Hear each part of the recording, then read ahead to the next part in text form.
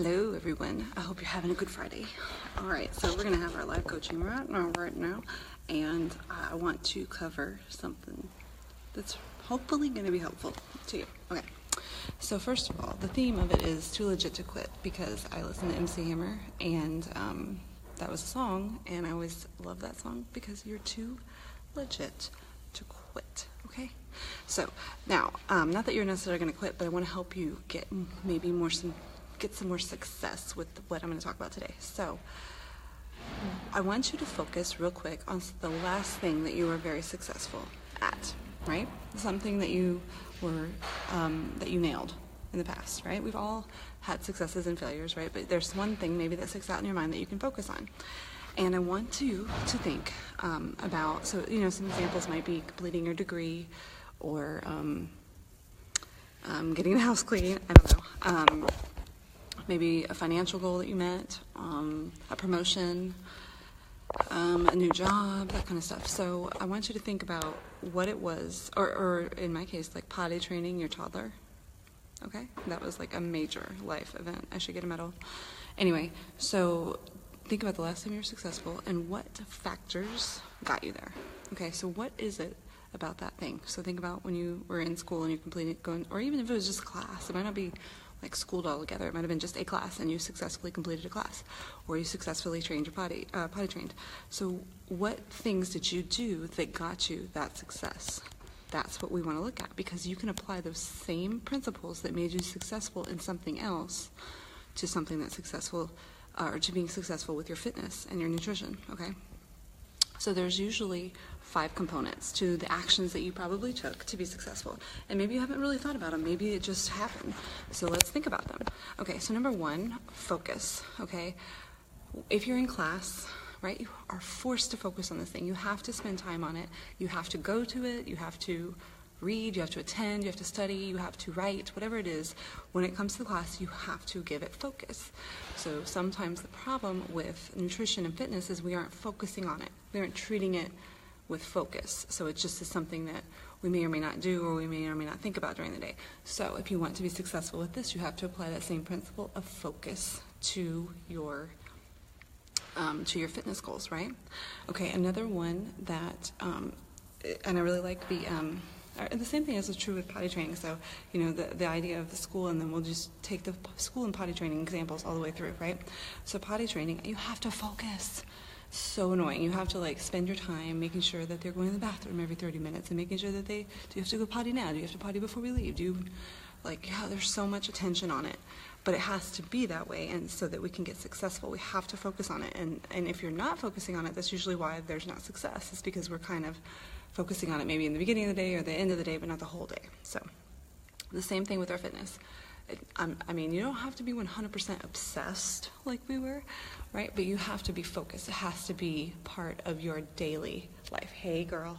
Okay, so you just missed it. I'm going to catch you up real quick. We're talking about, think about something that you were just successful with in the past. Anything. I was talking about taking a class at school or potty training. And there were certain factors that enabled you to be successful.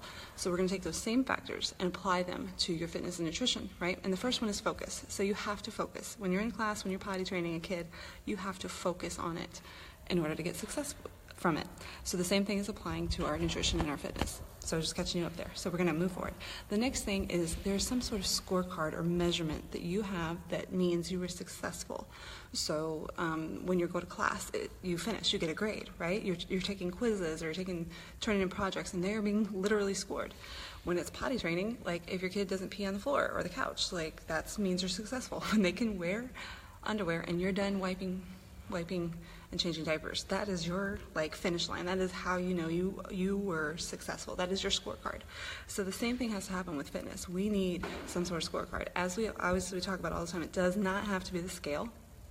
It can be, and sometimes it should be, depending on the situation, But it can also be measurements. It can also be, the scorecard is I'm going to complete this program like we did. The scorecard is I'm going to get my my insulin levels under control. Whatever it is, there needs to be a clear cut, or sometimes it's an outfit, right? There needs to be a clear cut, I won. I got a grade. I can measure my success and my progress, okay? The next thing is daily actions. So we have to identify what daily actions, what weekly actions have to be taken in order to get the success. So when it's in school, sometimes it means every week I have to go to class, right? Or sometimes it means every week I have to read a chapter. Every day I have to study. Every day I have to write a little bit for this paper. You have very clearly defined actions that will lead to you getting an A or B in the class, right? The same with potty training. I'm just using these two, Natasha. So the same with potty training. Every day, you have to define actions. So you have to, ask them every 30 minutes, put them on the pot. You have to be willing to clean up potty, right? But every day you have to do certain things in order to make sure that they're going to get it. And usually it doesn't take that long if you're really focused. I set my watch for every 30 minutes, right? That's when I was successful. And I asked her, she put her on the pot, and eventually she just nailed it, right? So the same thing with fitness and nutrition. We have to have daily actions that we are committed to in order to get that success. So those are the three things that I asked you to post this week, right? You need to work out every day, you need to eat well every day, and you need to have your shake every day. And so those are three things that I define. I know that I'm on track with this goal, with this dream of being fit and healthy if I'm doing those three things every day. It's very specific, it's daily, and I know that I've done it, right? It's scoreable. Okay, so then the fourth thing, so we're on 4 out of 5. The fourth thing that you need to be successful, usually, what factors make sure you get success are urgency or even accountability. So they're kind of linked in. So there needs to be like a deadline. There needs to be a reason that we're doing this. So there needs to be a finish. There needs to be somebody calling you out. So in the case of going to school, right? It's your teacher, and it's the end of the class. It's not a coincidence. It's very finite, right? There's a very clear sense of urgency. You have to get those papers in by a deadline. You are going to be done with the class by a deadline. Your teacher is going to flunk you, right? Like you're accountable to your teacher. Whoever is paying your tuition, which might be you, might be someone else in government, I don't know, whatever, your parents, whatever. So there is accountability and urgency to that. So the idea with potty training is, the urgency is I don't want to change diapers anymore. The urgency might be I don't want to pay for diapers anymore.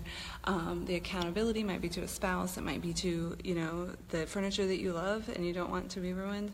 But there is urgency to it. There's also sometimes it's like you want to get them in preschool, right? So those are some examples. So with our fitness, there needs to be urgency. Sometimes that will come in the fact that you're just, like summer's coming. It's something very, surface level, which is fine. There's nothing wrong with surface level.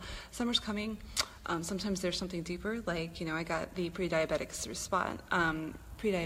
numbers back, right? So there's those. Sometimes it's,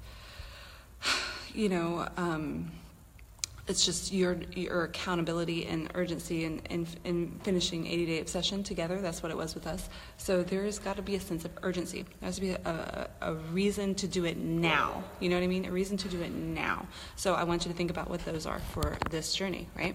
For you. And then finally, there has to be certain things that you're avoiding, right? Or limiting.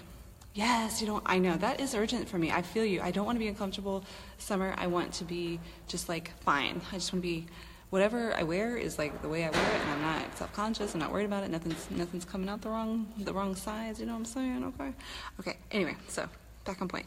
Okay, so the last thing is you have to avoid and limit certain things when you're chasing a specific goal. So when you're in school, you're like limiting going out and partying.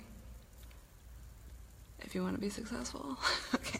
You're avoiding, like too much on your schedule so that you can focus on school. You're avoiding maybe doing extra activities until you get this goal complete, right? And the same with potty training.